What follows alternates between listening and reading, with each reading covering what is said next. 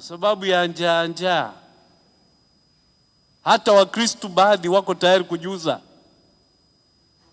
na kufanya kazi ya hila, ya uovu, ya chuki, kazi isiyompendeza Mungu. Hapo ndipo nchi yetu ilipofika sasa,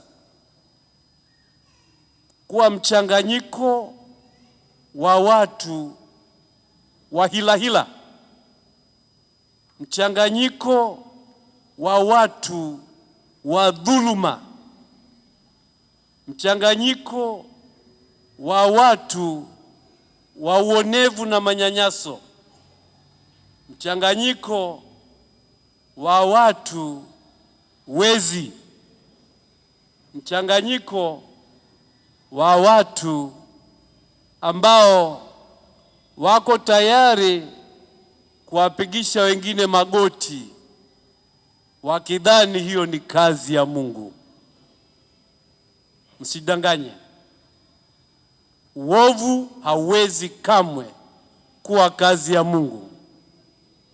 Na neno wa Mungu, neno wa milele, ametwaa mwili akazaliwa kwetu kusudi wema utawale, ukweli utawale, utakatifu utawale.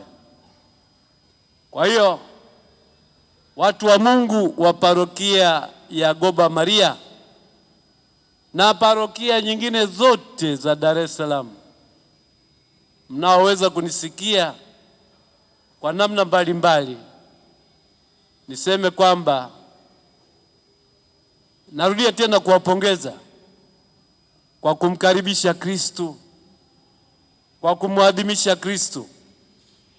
Lakini basi muadhimisheni katika ukweli, muadhimisheni katika uadilifu, muadhimisheni katika haki, muadhimisheni katika utakatifu.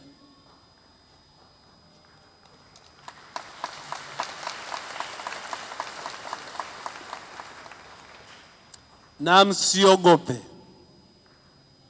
Msiogope kuwa wa kweli, kwa kuwa Kristo ni ukweli wenyewe. Msiogope kuwa wema, Kristo ni wema wenyewe. Msiogope kuwa na huruma, kwa kuwa Kristo ni huruma ya Mungu iliyomwilishwa na kuja kwetu.